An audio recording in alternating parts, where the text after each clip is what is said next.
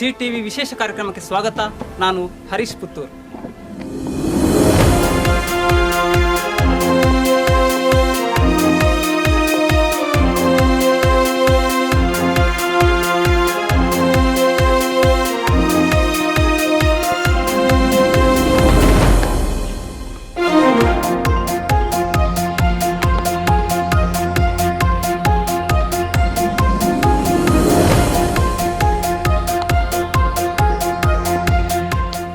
ಅಭಿವೃದ್ಧಿಯೇ ನಮ್ಮ ಮೊದಲ ಗುರಿ, ಅದುವೇ ನಮ್ಮ ಸಾಧನೆ. ಅಭಿವೃದ್ಧಿ ಮೂಲಕವೇ ಮತ ಯಾಚಿಸ್ತೇವೆ ಅಂತ ಹೇಳುವ ಜನನಾಯಕರಿಗೆ ಇಲ್ಲೊಂದು ಕಡೆ ಯಾವ ರೀತಿ ಅಭಿವೃದ್ಧಿಯಾಗಿದೆ, ಯಾವ ರೀತಿ ಡೆವಲಪ್ಮೆಂಟ್ ಮಾಡಿದ್ದಾರೆ ಅನ್ನೋದನ್ನು ತೋರಿಸ್ತೀವಿ.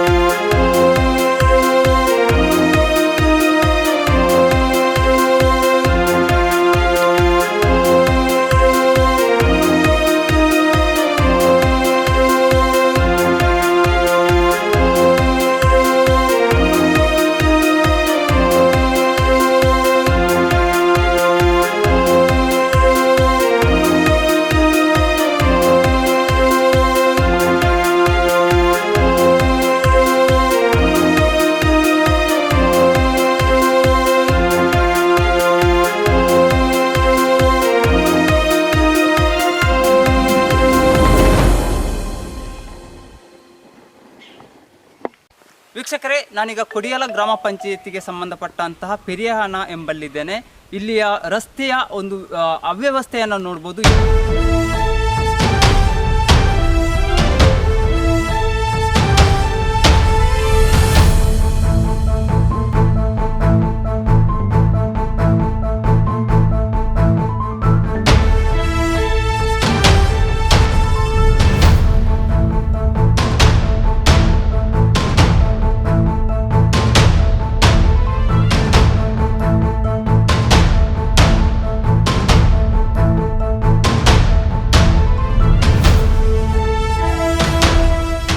ದಶಕಗಳೇ ಕಳೆದರೂ ಡಾಮರೀಕರಣ ಕಾಣದ ರಸ್ತೆ ಇದು.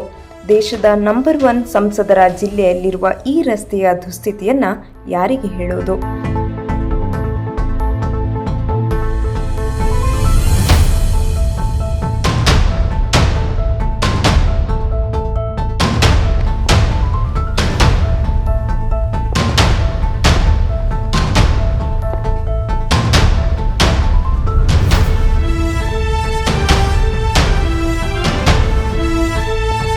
ಹೌದು ವೀಕ್ಷಕರೇ, ಪ್ರತಿ ಚುನಾವಣೆಗಳ ಸಮಯ ಬಂದಾಗ ಇಲ್ಲಿ ಜನಪ್ರತಿನಿಧಿಗಳು ಕೇವಲ ಭರವಸೆಯನ್ನು ಕೊಟ್ಟು ಮತಗಿಟ್ಟಿಸಿಕೊಳ್ಳುತ್ತಾರೆ.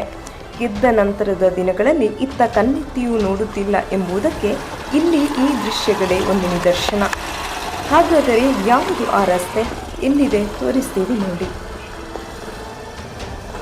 ಇದು ದಕ್ಷಿಣ ಕನ್ನಡ ಜಿಲ್ಲೆಯ ಸುಳ್ಯ ತಾಲೂಕಿನ ಕೊಡಿಯಾಲ ಗ್ರಾಮ ಪಂಚಾಯತ್ ವ್ಯಾಪ್ತಿಯಲ್ಲಿರುವ ರಸ್ತೆ ವೀಕ್ಷಕರೇ.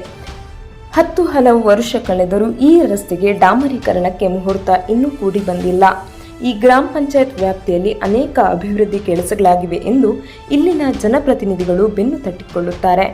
ಆದರೆ ಇಲ್ಲಿನ ಪರಿಸ್ಥಿತಿ ಯಾವ ರೀತಿ ಇದೆ, ಇಲ್ಲಿನ ರಸ್ತೆಗಳು ಯಾವ ರೀತಿ ಅಭಿವೃದ್ಧಿ ಹೊಂದಿದೆ, ರಸ್ತೆ ಯಾವ ರೀತಿ ದುರಸ್ತಿಯಾಗಿದೆ ಅನ್ನೋದು ನಮ್ಮ ಕ್ಯಾಮರಾಕ್ಕೆ ಸೆರೆಯಾಗಿದ್ದು ಹೀಗೆ. ಹಾಗಾದರೆ ಪ್ರತಿ ಚುನಾವಣೆಯಲ್ಲೂ ಕೇವಲ ಭರವಸೆಗಳು ಮಾತ್ರ ಇಲ್ಲಿನ ಜನಪ್ರತಿನಿಧಿಗಳ ಬಂಡವಾಳವೇ?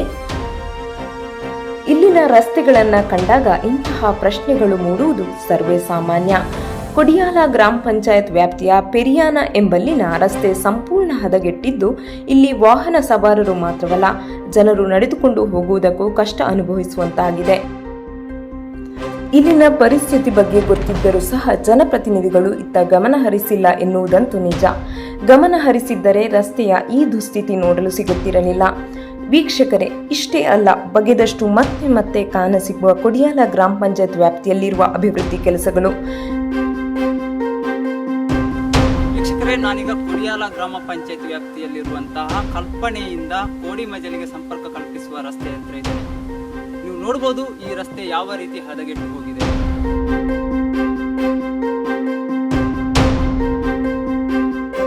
ಕಲ್ಪನೆಯಿಂದ ಕೋಡಿಮಜಲು ಎಂಬಲ್ಲಿ ಸಂಪರ್ಕ ಕಲ್ಪಿಸುವ ರಸ್ತೆಯ ಪರಿಸ್ಥಿತಿಯನ್ನ ಒಮ್ಮೆ ನೋಡಿ ವೀಕ್ಷಕರೇ. ದಶಕ ಕಳೆದರೂ ಈ ರಸ್ತೆ ದುರಸ್ತಿಯಾಗಿಲ್ಲ. ಕಲ್ಲು ಮಣ್ಣುಗಳಿಂದ ಕೂಡಿದೆ. ರಸ್ತೆ ಸಂಪೂರ್ಣ ಹದಗೆಟ್ಟೋಗಿದೆ. ಮಳೆಗಾಲದಲ್ಲಿ ಇಲ್ಲಿನ ಪರಿಸ್ಥಿತಿಯನ್ನ ಹೇಳುವುದಕ್ಕೂ ಅಸಾಧ್ಯ. ಇದು ಇಲ್ಲಿನ ಜನಪ್ರತಿನಿಧಿಗಳು ಸುಳ್ಳು ಭರವಸೆಗಳ ಬೊಗಸೆ ತುಂಬಿಸಿ ಜನರ ಊರಿನ ಅಭಿವೃದ್ಧಿಗೆ ಕೊಟ್ಟಿರುವ ಶೂನ್ಯ ಸಾಧನೆ. ಕೊಡಿಯಾಲ ಗ್ರಾಮ ಪಂಚಾಯತ್ಗೆ ಸಂಪರ್ಕ ಕಲ್ಪಿಸುವ ರಸ್ತೆ ಕೂಡ ಹೊಂಡ ಗುಂಡಿಗಳಿಂದ ಕೂಡಿದೆ. ಗ್ರಾಮ ಪಂಚಾಯತ್ಗೆ ಹೋಗುವ ರಸ್ತೆ ಸಮೇತ ಹದಗೆಟ್ಟೋಗಿದೆ. ಅದನ್ನು ದುರಸ್ತಿ ಮಾಡುವುದಕ್ಕೆ ಇನ್ನೂ ಮೀನಮೇಷ ಎನಿಸುತ್ತಿದ್ದಾರೆ. ಈ ಎಲ್ಲ ವಿಚಾರ ಒಂದು ಕಡೆಯಾದರೆ, ಇನ್ನೊಂದು ಕಡೆ ಇಲ್ಲಿನ ಬಸ್ ನಿಲ್ದಾಣ. ಇಡೀ ದೇಶದಲ್ಲಿಯೇ ಇಲ್ಲಿನ ಬಸ್ ನಿಲ್ದಾಣ ಒಂದು ವಿಶೇಷ. ಹಾಗಾಗಿ ಇದು ವಿಶೇಷ ಬಸ್ ನಿಲ್ದಾಣ ಅಂತಾನೆ ಹೆಸರಿಡುವಂತಾಗಿದೆ.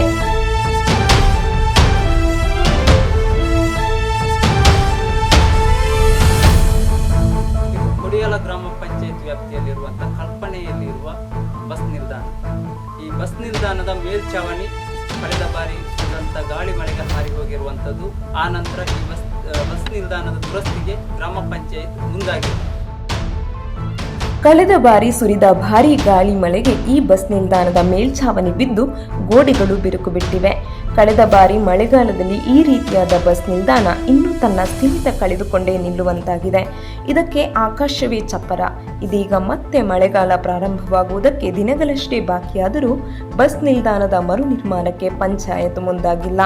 ಇದು ಇಲ್ಲಿನ ಬೃಹತ್ ಯೋಜನೆಯ ಅಭಿವೃದ್ಧಿ ಕೆಲಸಗಳು. ಇದೀಗ ಲೋಕಸಭಾ ಚುನಾವಣೆಯ ಸಮಯ. ಮತ್ತೆ ಭರವಸೆಗಳನ್ನು ಕೊಟ್ಟು ಮತಗಿಟ್ಟಿಸಿಕೊಳ್ಳುವುದಕ್ಕೆ ಎಲ್ಲರೂ ರೆಡಿಯಾಗಿದೆ. ಚುನಾವಣೆ ಕಳೆದ ನಂತರ ಇತ್ತ ಕಣ್ಣೆತ್ತಿಯೂ ನೋಡದ ಜನಪ್ರತಿನಿಧಿಗಳಿಗೆ ಈ ಸಲ ತಕ್ಕ ಉತ್ತರ ನೀಡುವುದಕ್ಕೆ ಇಲ್ಲಿನ ಜನರು ನಿರ್ಧಾರ ಮಾಡಿರುವುದು ಚುನಾವಣೆ ಬಹಿಷ್ಕಾರಕ್ಕೆ ನಿರ್ಧರಿಸುವ ವಿಚಾರ ಸಹ ಒಂದು ಕಡೆ ಕೇಳಿಬರುತ್ತಿವೆ. ಪ್ರತಿ ಚುನಾವಣೆಯಲ್ಲೂ ಕೊಟ್ಟಂತಹ ಭರವಸೆಗಳು ಕೇವಲ ಭರವಸೆಯಾಗಿ ಉಳಿದಿದೆ. ಕಾರ್ಯರೂಪಕ್ಕೆ ಯಾವುದು ಬಂದಿರುವುದಿಲ್ಲ. ಇದೀಗ ನೀವು ನೋಡ್ತಾ ಇರ್ಬೋದು ಈ ರಸ್ತೆಯ ಪರಿಸ್ಥಿತಿ ಯಾವ ರೀತಿ ಇದೆ ಎನ್ನುವುದನ್ನು. ಇಲ್ಲಿನ ಗ್ರಾಮಸ್ಥರು ಈ ವರ್ಷ ಒಂದು ನಿರ್ಧಾರಕ್ಕೆ ಬಂದಿದ್ದಾರೆ. ಮುಂಬರುವ ಲೋಕಸಭಾ ಚುನಾವಣೆಯನ್ನು ಬಹಿಷ್ಕರಿಸುವಂತಹ ನಿರ್ಧಾರಕ್ಕೆ ಬಂದಿದ್ದಾರೆ.